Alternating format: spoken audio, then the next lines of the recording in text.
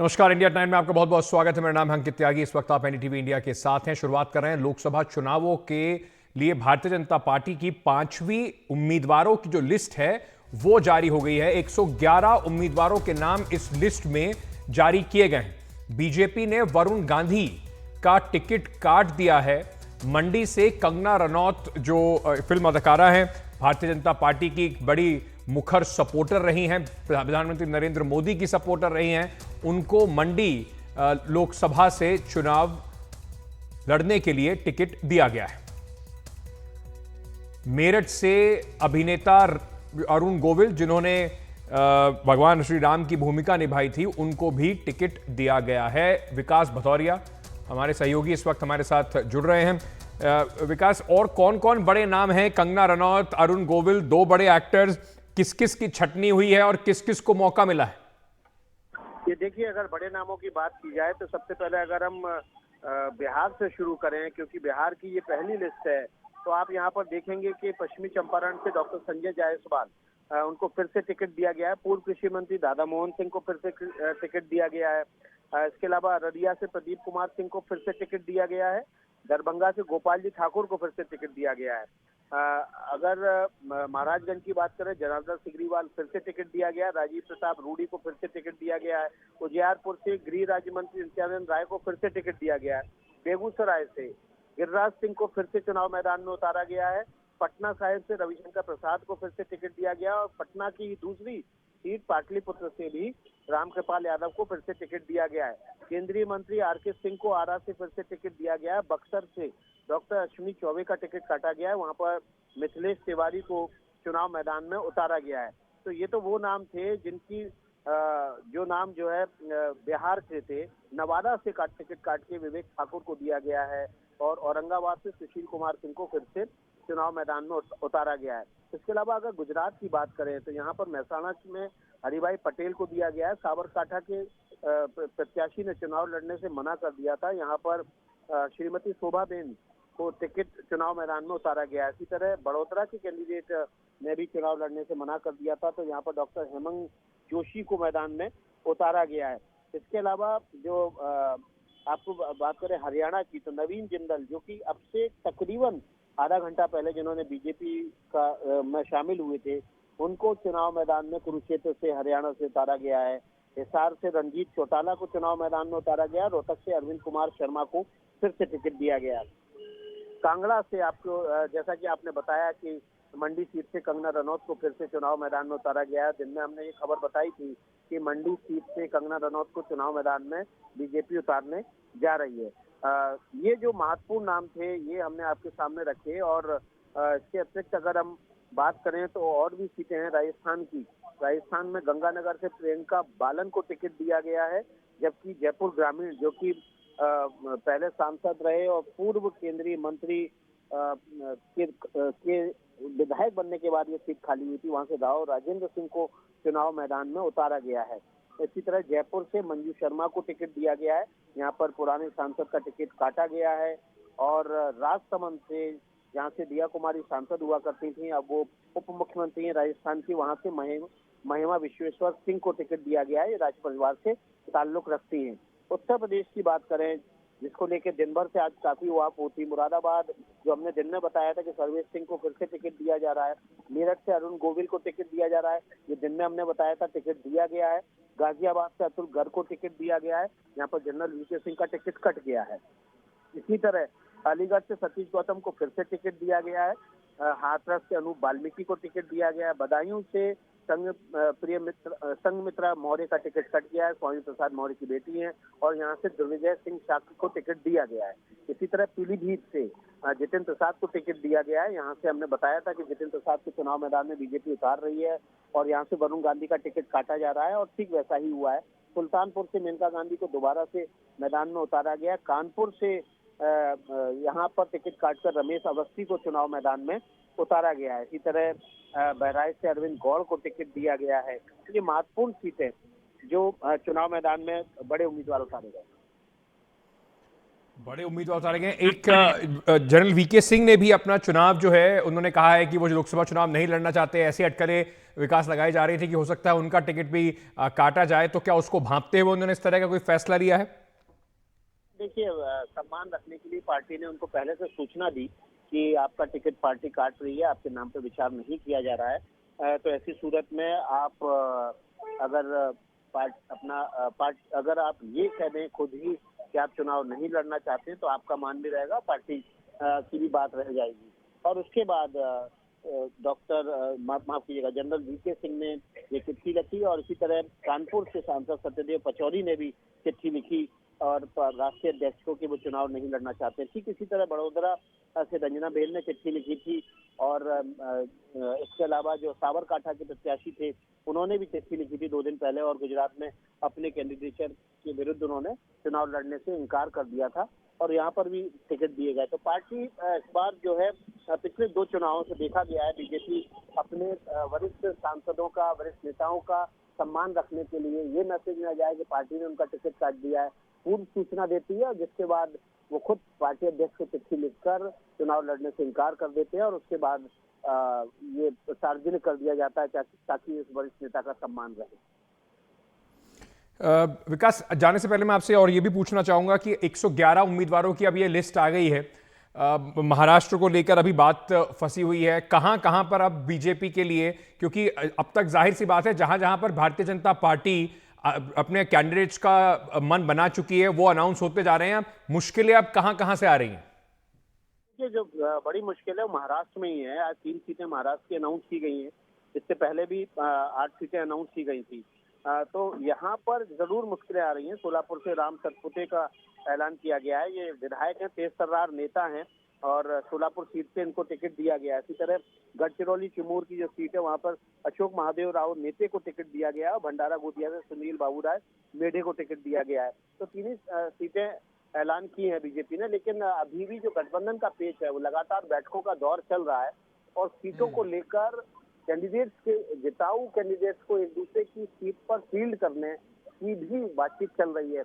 मसलन अगर एनसीपी के किसी सीट पर एनसीपी के साथ पास जिताऊ कैंडिडेट नहीं है, तो वो बीजेपी का कैंडिडेट वहां पर देकर एनसीपी के सिंबल पर चुनाव लड़ाया जाएगा। तो इस तरह की बातें चल रही है। कल देर रात को भी गृह मंत्री अमित शाह के आवास पर जो प्रदेश अध्यक्ष हैं महाराष्ट्र के 52 किले, वो उप मुख्यमंत्री फडणवीस के साथ लंबी बैठकें चली, और आज भी शाम को मुंबई में वर्षा बंगले में, जो कि वहाँ के मुख्यमंत्री का सरकारी आवास है, वहाँ पर बैठकें चलती रही बीजेपी, एनसीपी और शिवसेना शिंदे गुट की।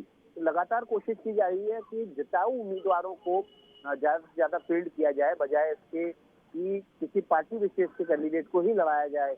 बजाय इसके ये कोशिश की जा रही है कि जो जिताऊ है उसको दूसरी पार्टी में भेज के वहां से चुनाव लड़ा दिया जाए।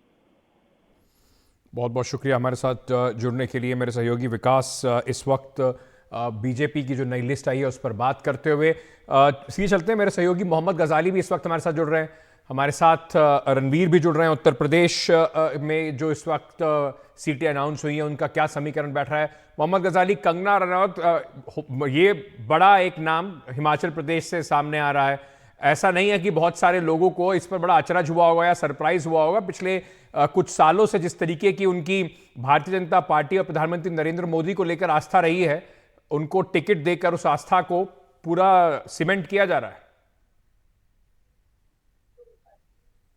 हाँ, लगता है तपस्या काम कर गई उनके लिए। अक्सर ऐसा सियासत में या राजनीति में देखा गया है, और खास करके मंडी लोकसभा जो सीट है वो एक दिलचस्प सीट है, और मैं आपको बताता हूं कि वो दिलचस्प क्यों है। मंडी लोकसभा का बाईपोल हुआ था जिसको प्रतिभा सिंह ने जीता था, जब जो कांग्रेस की वहां की अध्यक्ष है हिमाचल प्रदेश की, और अब उन्होंने 2 दिन पहले ही या 3 दिन पहले बयान दिया कि मैं लोकसभा का चुनाव नहीं लड़ूंगी। मंडी लोकसभा में करीब 17 विधानसभा क्षेत्र आते हैं, और उन 17 में से कांग्रेस के पास सिर्फ 5 विधानसभा वो जीत पाए थे 2022 के विधानसभा चुनाव में, और 12 सीटें जो हैं वो भाजपा के पास गई थी। उसमें भाजपा के या हिमाचल के जो पूर्व मुख्यमंत्री हैं जयराम ठाकुर, उनकी भी असेंबली कॉन्स्टिट्यूंसी आती है। तो मंडी में कहीं ना कहीं कंगना रनौत अगर वहां से चुनाव लड़ रही हैं, उनकी घोषणा हो चुकी है, तो कहीं ना कहीं चुनाव थोड़ा उनके पक्ष में रहेगा। क्योंकि भाजपा का गढ़ माना जाता रहा है। कांग्रेस की सरकार बनने के बावजूद 2022 के चुनाव में उस लोकसभा क्षेत्र के जितनी विधानसभा सीटें थी उसमें से ज्यादा बीजेपी के खाते में आई हैं। अब देखना यह होगा कि कंगना रनौत को बीजेपी ने तो उतार दिया, कांग्रेस की तरफ से वहां टक्कर लेने कौन आता है, क्योंकि दोनों ही पार्टियों में जो है सीटों को लेकर, लोकसभा की उम्मीदवारी को लेकर एक असमंजस बना हुआ है। हिमाचल की अपनी राजनीति में भी उथल पुथल चल रहा है। इसमें कोई भी कैंडिडेट जो है, खास करके कांग्रेस पे तो भाजपा यही आरोप भी लगा रही है, कटाक्ष भी कर रही है कि उनका कोई भी उम्मीदवार जो है लोकसभा चुनाव लड़ने के लिए तैयार नहीं है, या अपने कदम पीछे खींच रही है, या भाजपा ज्वाइन कर रही है। तो अब यह भी देखना दिलचस्प होगा कि कंगना रनौत के सामने कांग्रेस किसको उतारती है। बिल्कुल, कंगना रनौत के सामने कांग्रेस किसको उतारती है। बीजेपी एक एक कर कर जिस तरीके से कोशिश कर रही है कि जो भी जिताऊ कैंडिडेट है, हर सीट की लड़ाई चल रही है इस वक्त। रणवीर, उत्तर प्रदेश की कुछ सीटें भी अनाउंस हुई हैं, साथ ही साथ जनरल वीके सिंह जो हैं उन्होंने कहा है कि वह चुनाव नहीं लड़ेंगे। शायद उनको, जैसे हम विकास से पूछ रहे थे, पहले बता दिया गया था कि इस बार उनका टिकट कटने वाला है। वरुण गांधी को टिकट नहीं दिया गया है, उनका अब अगली क्या कदम होने वाला है, ये सब दिलचस्प बातें हैं जिस पर दर्शक अभी गौर करना चाहेंगे। देखिए, जनरल वीके सिंह और सत्यदेव पचौरी, ये दो ऐसे नाम हैं जिन्होंने थोड़ी देर पहले सोशल मीडिया पे पोस्ट करके ऐलान कर दिया कि वो चुनाव लड़ना नहीं चाहते, क्योंकि उन्हें सूचित कर दिया गया था कि उनका टिकट कटेगा। अतुल गर्ग योगी सरकार में स्वास्थ्य राज्य मंत्री थे 2017 से 22 तक, उनको गाजियाबाद से टिकट मिला है। वहीं सबसे चर्चित नामों में बात करें तो अरुण गोविल, जिनको भगवान राम के तौर पर देखा जाता है, क्योंकि रामायण सीरियल में वो कैरेक्टर प्ले कर चुके हैं भगवान राम का, वो मेरठ सीट से चुनाव लड़ेंगे। मेनका गांधी को फिर से सुल्तानपुर से उतारा गया है, लेकिन उनके बेटे वरुण गांधी का टिकट पीलीभीत से काट के यूपी सरकार के मंत्री जितिन प्रसाद को लोकसभा का चुनाव लड़ाया जाएगा। इसके अलावा अगर आप इस लिस्ट को देखिए तो इसमें कुछ और ऐसे नाम हैं जिन नामों को देख करके समझ में आता है, जैसे संतोष गंगवार बरेली सीट से, वरिष्ठ मंत्री हैं, अटल जी की सरकार में मंत्री रहे, 8 बार के सांसद हैं, उनका टिकट काट के गंगवार को ही प्रत्याशी बनाया है, जिनका नाम है छत्रपाल सिंह गंगवार। बरेली सीट से 8 बार के सांसद संतोष गंगवार का टिकट कटा। अब अलीगढ़ से अपना सीट बचाने में सतीश गौतम कामयाब हुए, लेकिन इसमें कुंवर सर्वेश सिंह मुरादाबाद, चूंकि बीजेपी हार गई थी, वहां बीजेपी को अब एक प्रत्याशी बदलना था, इसलिए इस बार कुंवर सर्वेश सिंह को मौका मिला है। सहारनपुर से इमरान मसूद के सामने होंगे राघव लखन पाल। और सबसे जो इसमें आप देखिए, बदायूं सीट, संघमित्रा मौर्य, स्वामी प्रसाद मौर्य की बेटी हैं, बीजेपी की सांसद थी, उनका टिकट काटा गया है और उनकी जगह दुर्विजय सिंह शाक्य को टिकट दिया गया है। तो ये जो 13 लिस्ट आई है, इसमें बीजेपी ने अब 51 + 13 यानी 64 प्रत्याशियों के नामों की घोषणा कर दी। 80 में बीजेपी को 75 सीटों पर चुनाव लड़ना है।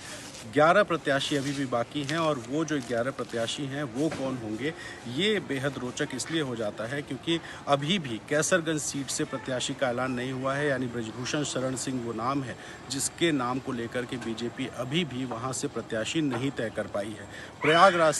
प्रयागराज सीट से भारतीय जनता पार्टी का प्रत्याशी कौन होगा, इसको लेकर के भी काफ़ी नज़र होगी। तो 11 ऐसी सीटें जिस पे अभी भी नाम का ऐलान होना बाकी, 5 सीटें बीजेपी ने सहयोगियों को दी, 75 सीटों पर बीजेपी खुद लड़ेगी और 64 पर नामों का ऐलान हो गया। तो बड़ी बात, वरुण गांधी का टिकट काटा गया है पीलीभीत से, और यूपी सरकार के मंत्री जितिन प्रसाद वहाँ से प्रत्याशी होंगे, और इसकी जानकारी एनडीटीवी ने पहले ही दे दी थी। इसके अलावा कुंवर सर्वेश सिंह के नाम का भी जो ऐलान अभी हुआ है, इसकी जानकारी एनडीटीवी ने पहले दी थी। तो इस तरह से जो यूपी की लिस्ट आई है, इस यूपी की लिस्ट में बीजेपी ने मौजूदा सांसदों का भी टिकट काटा है, जिसमें इस लिस्ट को हम अगर देखें तो आप देखिए कि इसमें वरुण गांधी की जगह तो जितिन प्रसाद यूपी सरकार के मंत्री हैं, वो लड़ेंगे, और हाथरस से राजवीर सिंह दिलेर की जगह अनूप वाल्मीकि को बीजेपी ने प्रत्याशी बनाया है। तो मौजूदा सांसद का भी टिकट काटा गया है। तो सबसे बड़ा नाम जनरल वीके सिंह, उनका टिकट कटा, संतोष गंगवार का टिकट कटा, वरुण गांधी का टिकट कटा, संघमित्रा मौर्य, ये 4 ऐसे नाम हैं जो चर्चित और बड़े नाम थे, इनका टिकट काटा गया है। इसके अलावा जो मेनका गांधी हैं, उनका टिकट बच गया, क्योंकि कयास ये लग रहे थे कि शायद वरुण और मेनका दोनों के टिकट कट सकते हैं। और अभी भी जो सबसे बड़ा सस्पेंस है वो कैसरगंज सीट पे है, क्योंकि ब्रिजभूषण शरण सिंह लंबे समय तक विवादों में रहे, और विवादों में रहने के बाद ब्रिजभूषण शरण सिंह अभी भी ये दावा कर रहे हैं कि उनका टिकट नहीं कटेगा। वो अपने समर्थकों, कार्यकर्ताओं के बीच घूम घूम कर ये कह रहे हैं कि उनको टिकट मिलेगा। लेकिन पहली सूची जब आई, जिसमें यूपी के 51 नामों का ऐलान हुआ, तब भी ब्रिजभूषण शरण सिंह के नाम का ऐलान नहीं हुआ, और अब जो 13 प्रत्याशियों की सूची आई है उसमें भी कैसरगंज सीट पर प्रत्याशी की घोषणा नहीं की गई है, यानी अभी भी बीजेपी में एक असमंजस कैसरगंज को लेकर है। जी। बहुत बहुत शुक्रिया हमारे साथ जुड़ने के लिए रणवीर, और इस जानकारी को सब हमारे दर्शकों के साथ साझा करने के लिए। मनीष जी हमारे सहयोगी बिहार से इस वक्त हमारे साथ जुड़ रहे हैं, नेशनल अफेयर्स एडिटर हैं। मनीष जी, बिहार से भी काफ़ी सारे नामों की घोषणा की गई है, किस किस नाम पर आपको कुछ सरप्राइज हुआ, क्या क्या रह गया है, क्या समीकरण बन रहे हैं? देखिए, बिहार से मात्र 17 ही उम्मीदवार देने थे। उन 17 में भी जो पिछली बार 17 में 17 सीटें जीती थी, तो जो सबसे बड़ा नाम है 17 में 3 जो है वर्तमान सांसदों के टिकट कटे हैं, जिसमें सबसे बड़ा नाम बक्सर से केंद्रीय मंत्री अश्विनी चौबे का है। अश्विनी चौबे बिहार बीजेपी के काफी वेटरन माने जाते हैं और वो सुशील मोदी, नंद किशोर यादव, अश्विनी चौबे की एक ट्रॉयका होती थी। तो सुशील मोदी और नंद किशोर यादव के अलग थलग पड़ने के बाद अब लगता है कि उनका भी राजनीतिक कैरियर का एक तरह से अब सूर्यास्त की दिशा में है। दूसरी जो सबसे महत्वपूर्ण है कि 2 और सांसदों के टिकट कटे हैं उनके अलावा। एक है सासाराम से छेदी पासवान, जिनकी जगह सीवेश राम को दिया गया है, जो पूर्व विधायक हैं, और इनके पिता भी मुन्नी लाल 1996, 98, 99 में सासाराम लोकसभा क्षेत्र का उन्होंने बीजेपी के टिकट पे ही प्रतिनिधित्व किया था। और इसके अलावा एक मुजफ्फरपुर से अजय निषाद का टिकट कटा है। अजय निषाद और उनके पिता जो जयनारायण निषाद हैं, मुजफ्फरपुर सीट को लगातार 96 से रिप्रेजेंट करते आए हैं। उनकी जगह राजभूषण निषाद को टिकट दिया गया। और एक नया नाम है नवादा सीट। नवादा सीट इस बार फिर से बीजेपी लड़ रही है। 2014 में लड़ी थी, लेकिन 2019 में ये सीट लोक जनशक्ति पार्टी को गई थी। और इस बार जो है थोड़े से युवा चेहरा है विवेक ठाकुर। विवेक ठाकुर अभी वर्तमान में राज्यसभा सांसद हैं और वो उनके पिता डॉक्टर सीपी ठाकुर जो पूर्व केंद्रीय मंत्री रहे हैं और बीजेपी से कई बार वो लोकसभा और राज्यसभा सांसद भी रहे हैं। तो ये सारी नई जो है, और उसके अलावा जो भी नाम है वो पुराने नाम है। एक सरप्राइजिंग नाम यह है कि पूर्वी चंपारण से राधा मोहन सिंह को फिर से टिकट दिया गया है, जबकि राधा मोहन सिंह खुद ही मानकर चल रहे थे कि शायद इस बार उनको फिर से रिपीट नहीं किया जाए। तो कई सारी चीज़ें जैसे बीजेपी में है, ना तो नेताओं को खुद पता होती हैं, ना जैसी वो कयास लगा रहे होते हैं वैसी निकल के आती हैं। वरुण गांधी अब क्या करेंगे? उनकी माता को टिकट दिया गया है, उनको टिकट नहीं दिया गया है, ये बड़ा सवाल होगा उत्तर प्रदेश से। आपको एक जानकारी और दे, मनीष जी बहुत बहुत शुक्रिया हमारे साथ जुड़ने के लिए। एक जानकारी और दे दें, जस्टिस रिटायर्ड जो अभी रिटायरमेंट लेके अभिजीत गंगोपाध्याय पश्चिम बंगाल में, जिन्होंने भी रिटायरमेंट के लेते ही बीजेपी ज्वाइन की थी, उनको भी टिकट दिया गया है। पश्चिम बंगाल की तमलुक लोकसभा सीट से उनको चुनाव के मैदान में भारतीय जनता पार्टी उतारने जा रही है। तो जिन्होंने अभी अभी एक जज के तौर पर कलकत्ता हाईकोर्ट से इस्तीफा दिया, वो अब सीधे जनता के न्यायालय के बीच में पहुंच रहे हैं पश्चिम बंगाल में। छोटा सा एक ब्रेक लेके वापस आ रहे हैं, बने रहिए हमारे साथ।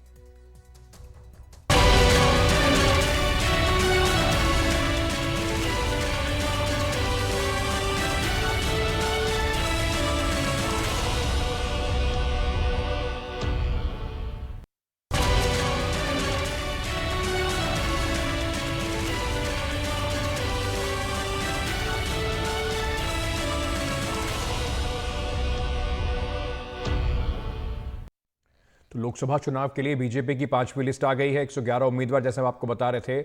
रणवीर हमारे साथ इस वक्त जुड़ रहे हैं। रणवीर, उत्तर प्रदेश में जैसे हम अभी चर्चा भी कर रहे थे कि वरुण गांधी का टिकट कट गया है, उनकी माताजी को टिकट दिया गया है, मेनका गांधी को, तो क्या कयास लगाए जा रहे हैं? क्या वरुण गांधी इंडिपेंडेंट चुनाव लड़ेंगे, नहीं लड़ेंगे? किस तरीके की चर्चाएं हैं इस वक्त? इसको लेके कई तरह की बातें हैं। वरुण गांधी निर्दलीय चुनाव लड़ेंगे या नहीं लड़ेंगे, और इस बीच समाजवादी पार्टी के जो बड़े नेता हैं उनसे बार बार वरुण गांधी को लेकर सवाल हुआ और सबने एक सकारात्मक रुख दिखाया है। लेकिन वरुण गांधी क्या समाजवादी पार्टी में जाएंगे, क्योंकि उनकी मां मेनका गांधी को बीजेपी ने अपना प्रत्याशी बनाया है। तो इसको लेकर के वरुण गांधी ही स्टैंड क्लियर कर सकते हैं। हालांकि समाजवादी पार्टी उनको टिकट देने को तैयार है, और कई बार ऐसा हुआ कि समाजवादी पार्टी के बड़े नेताओं की तरफ से ये कहा गया कि अगर वरुण गांधी का टिकट कटता है तो रास्ते या दरवाजे उनके लिए खुले रह सकते हैं।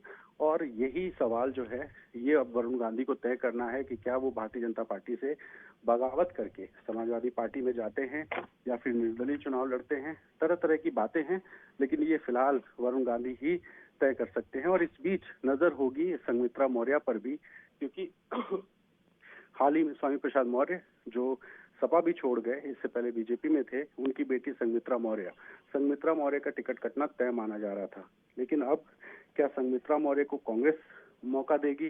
क्या समाजवादी पार्टी को मनाने की कोशिश होगी?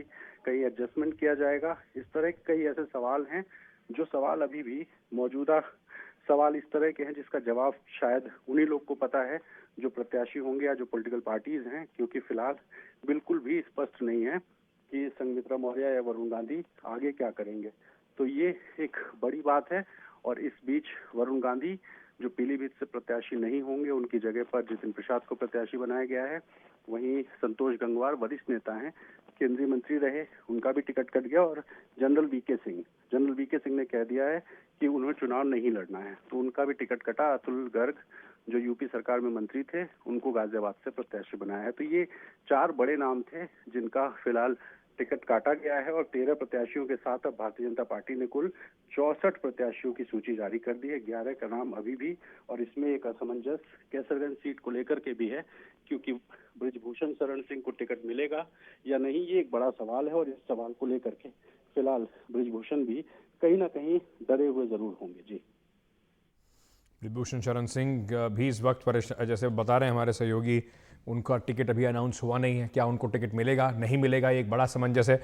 मनीष जी, बिहार की अगर बात करें तो जो अब समीकरण बनते दिखाई पड़ रहे हैं, एक तरफ बीजेपी और जेडीयू ने अपने मोटे मोटे तौर पर, जेडीयू ने इसमें 16 के 16 उम्मीदवार, बीजेपी ने भी उम्मीदवारों की लिस्ट जारी कर दी है।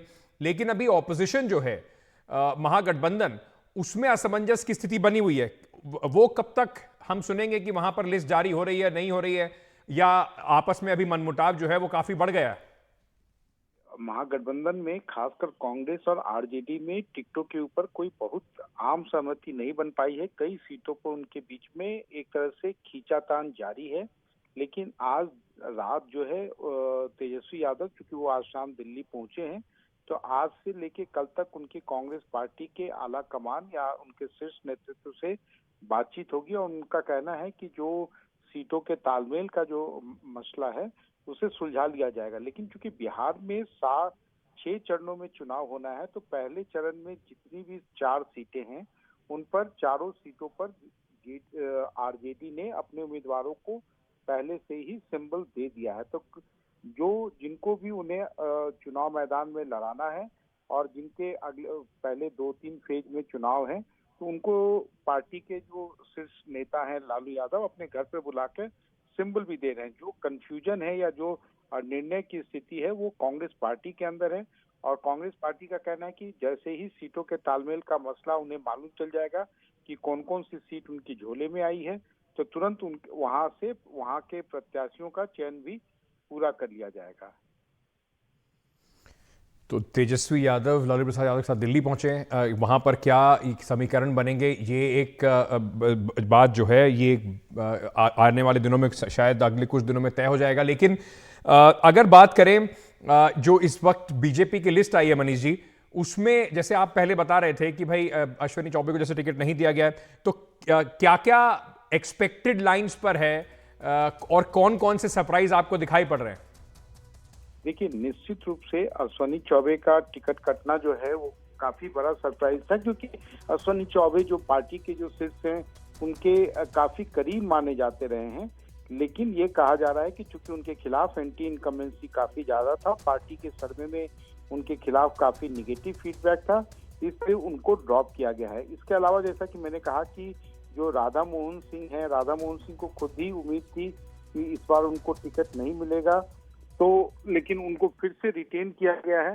तो वो भी एक बड़ा सरप्राइजिंग ये रहा है। और खासकर मुजफ्फरपुर के जो उम्मीदवार हैं, वहाँ पे जो एक परिवार का एक तरह से 1996 से एक छत्र राज था, जय नारायण निषाद, बाद में उनके पुत्र अजय निषाद करीब 4 बार से सांसद थे, तो उनकी जगह पे एक नए व्यक्ति को टिकट देना ये भी एक बड़ी बात है। और साथ ही साथ सासाराम से छेदी पासवान को का टिकट कटना ये भी प्रत्याशित था। उनकी जगह जो सीवेश राम है वो भी हालांकि पार्टी के पुराने नेता हैं। और साथ ही साथ विवेक ठाकुर भी राज्यसभा में रहे हैं, कभी भी लोकसभा में नहीं गए थे, विधानसभा का चुनाव भी हारे थे। लेकिन ये माना जा रहा था कि जब भी लोक जनशक्ति पार्टी से बीजेपी ने नवादा की सीट ली थी, तो उसका एक बड़ा कारण यह था कि पार्टी का शीर्ष नेतृत्व, खासकर केंद्रीय गृह मंत्री अमित शाह, विवेक ठाकुर को चुनाव मैदान में लड़ाना चाहते थे। बहुत बहुत शुक्रिया हमारे साथ जुड़ने के लिए रणवीर। मनीष जी, बहुत बहुत शुक्रिया आपका भी हमारे साथ जुड़ने के लिए। छोटा सा एक ब्रेक लेके वापस आ रहे हैं।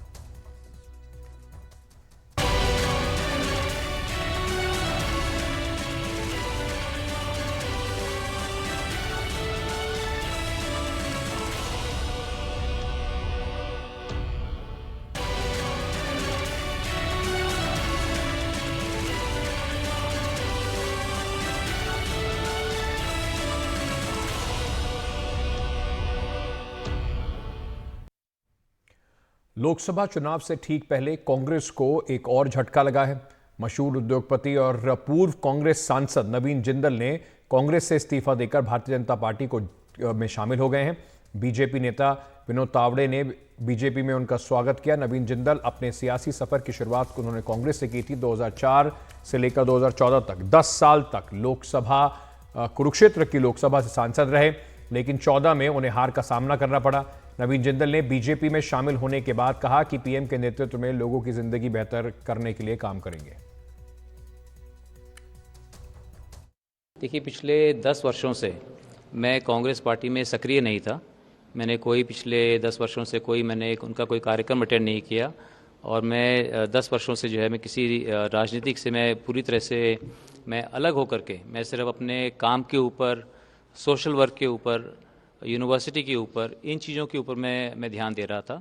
तो मैं नहीं समझता कि मेरे जाने से उनको कोई फ़र्क पड़ेगा, क्योंकि मैंने वहाँ पर ना तो कोई मेरे पास कोई कार्यभार था, ना ही मैं किसी तरह का कोई कांग्रेस पार्टी में कभी भी मैं कोई पदाधिकारी नहीं था।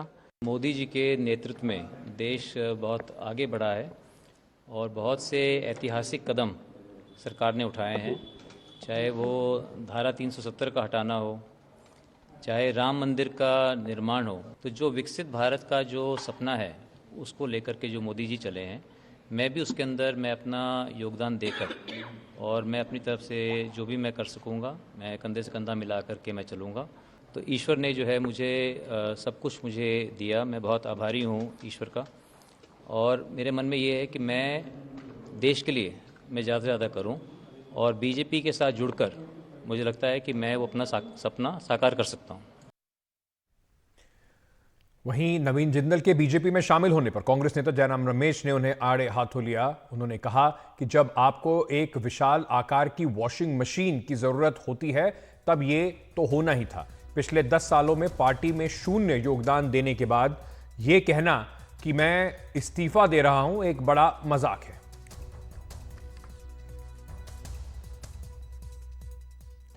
मोहम्मद गजाली इस वक्त हमारे साथ जुड़ रहे हैं। मोहम्मद गजाली, नवीन जिंदल बड़े उद्योगपति हैं, साथ ही साथ कुरुक्षेत्र में उनकी अच्छी पकड़ भी है। ये कयास काफी दिनों से लगाया जा रहा था। साथ ही साथ उनकी कुछ परेशानियां उनकी बड़ी कंपनी की भी जुड़ी रही हैं, उनके ऊपर कुछ मुकदमे भी हैं। तो कुल मिलाकर अगर देखा जाए तो कांग्रेस के लिए एक बड़ा झटका होगा, और बीजेपी कम से कम जो भी मजबूत कैंडिडेट हर सीट पर उन्हें मिल रहा है, चाहे वो किसी भी पार्टी से हो, उसे लेने में चूक नहीं रहे। जी देखिए अंकित, दो चीज है समझने वाली, चाहे आप नवीन जिंदल या कुरुक्षेत्र की इस सीट की बात करें या देश में किसी भी जो उम्मीदवार भाजपा घोषणा कर रही है उसको समझने की अगर कोशिश करें। राजस्थान के जयपुर सीट से जिस लोकसभा उम्मीदवार का नामांकन तो नहीं, जिसकी घोषणा कांग्रेस ने की थी, उसके बाद बहुत विवाद हुआ, उसको बदल दिया गया। लेकिन भाजपा में ग्राउंड सर्वे और फीडबैक के जरिए ही किसी को टिकट मिलता है, ये अक्सर पार्टी कहती है। नवीन जिंदल जो है एक इंडस्ट्रियलिस्ट हैं, कहीं ना कहीं भाजपा इस चीज को भी समझती है कि एंटी इंडस्ट्रियलिस्ट या कह सकें कि कॉरपोरेट लॉबिस्ट के नाम पर जो कांग्रेस कैंपेन चलाती है उसको भी बिल्कुल सामने से टक्कर देने वाली बात है कि आप एक इंडस्ट्रियलिस्ट को पार्टी से टिकट दे रहे हैं। और पार्टी में ज्वाइन करने के 2 मिनट 5 मिनट बाद ही लिस्ट आ जाती है, और अटकलें तो बहुत महीनों से चल रही थी। मामला उस वक्त साफ होता दिखा जब उनके परिवार की तरफ से हाल ही में अखबारों में एक ऐड दिया गया जिसमें उनकी मां थी उनकी फोटो थी और साथ में जो है प्रधानमंत्री नरेंद्र मोदी, पूर्व मुख्यमंत्री मनोहर लाल खट्टर और बीजेपी के अलग अलग नेताओं की फोटो के साथ उनको धन्यवाद कहा गया था। तो कहीं ना कहीं उसी कुरुक्षेत्र से नायब सैनी हैं जो अभी मुख्यमंत्री हैं हरियाणा के, उस लोकसभा से नायब सैनी जो है सांसद थे। तो अब कहीं ना कहीं पार्टी ने हर उस कैंडिडेट को टिकट देने की सोच रखी है जिससे पार्टी को यह फीडबैक मिल रहा होगा कि उनकी परफॉर्मेंस अच्छी होगी या उनके जीतने के चांसेस ज्यादा हैं। तो नवीन जिंदल हालांकि सक्रिय राजनीति में तो नहीं रहे हैं, खुद बता रहे हैं कि कांग्रेस में किसी पद पे भी नहीं थे, राजनीति में भी नहीं थे, अपने व्यवसाय से जुड़े हुए थे, चाहे यूनिवर्सिटी हो, और हाल ही में वो स्टील एसोसिएशन के प्रधान भी बने हैं। तो कहीं ना कहीं भाजपा के पास जो फीडबैक होगा उसी हिसाब से उनको टिकट दिया गया है। अब कांग्रेस के लिए झटका होता है या नहीं, ये तो चुनाव के वक्त ही पता चलेगा, क्योंकि कहीं आप ये देख लें कि हरियाणा में अभी जितने भी सर्वेस चल रहे हैं तो कहीं ना कहीं एंटी इनकम्बेंसी थी, इसी वजह से हरियाणा में भाजपा ने अपना मुख्यमंत्री का चेहरा बदला। लेकिन वो एंटी इनकम्बेंसी क्या लोकसभा पे असर दिखाती है या सिर्फ विधानसभा पे दिखाती है, वो देखने वाली बात होगी। बिल्कुल, ये जरूरी बात होगी कि क्या लोकसभा पर भी इसका कोई असर दिखाई पड़ता है या नहीं। मोहम्मद गजाली, बहुत बहुत शुक्रिया हमारे साथ जुड़ने के लिए। छोटा सा ब्रेक लेके वापस आ रहे हैं, बने रहिए हमारे साथ।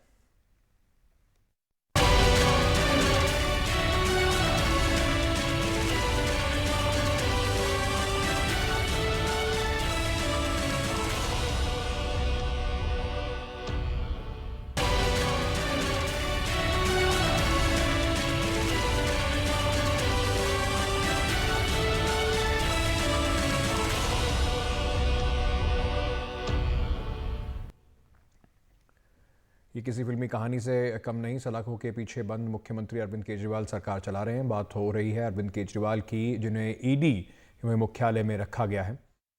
के दफ्तर में मुख्यमंत्री अरविंद केजरीवाल से लगातार पूछताछ जारी है। सूत्रों के हवाले से बड़ी खबर ये आ रही है कि कथित शराब घोटाले में अरविंद केजरीवाल का जो फोन था वो इस वक्त ईडी के सूत्र जो है वो कह रहे हैं कि गायब है। पूछताछ में अरविंद केजरीवाल ने कहा है कि उन्हें नहीं पता कि वो फोन कहां पर है। दिल्ली के मुख्यमंत्री अरविंद केजरीवाल अभी 7 दिन की ईडी की रिमांड पर हैं और इस दौरान ईडी उनसे लगातार शराब घोटाले को लेकर पूछताछ कर रही है। रविवार को भी उनसे करीब 4 घंटे पूछताछ हुई। ईडी सूत्रों की माने तो उनसे पूछा गया कि जब शराब पॉलिसी बन रही थी, यानी 2021 में जब शराब पॉलिसी बन रही थी, उस वक्त वो जो मोबाइल फोन इस्तेमाल कर रहे थे वो मोबाइल कहाँ है। इस पर अरविंद केजरीवाल ने कहा कि उन्हें याद नहीं आ रहा है कि उनका वो फोन कहां है। ईडी का मानना है कि अरविंद केजरीवाल झूठ बोल रहे हैं और उन्होंने सबूत नष्ट करने के लिए उस मोबाइल फोन को या तो ठिकाने लगा दिया है या फिर उसको नष्ट कर दिया है। तो ईडी इस पूरे मामले में भी जांच कर रही है।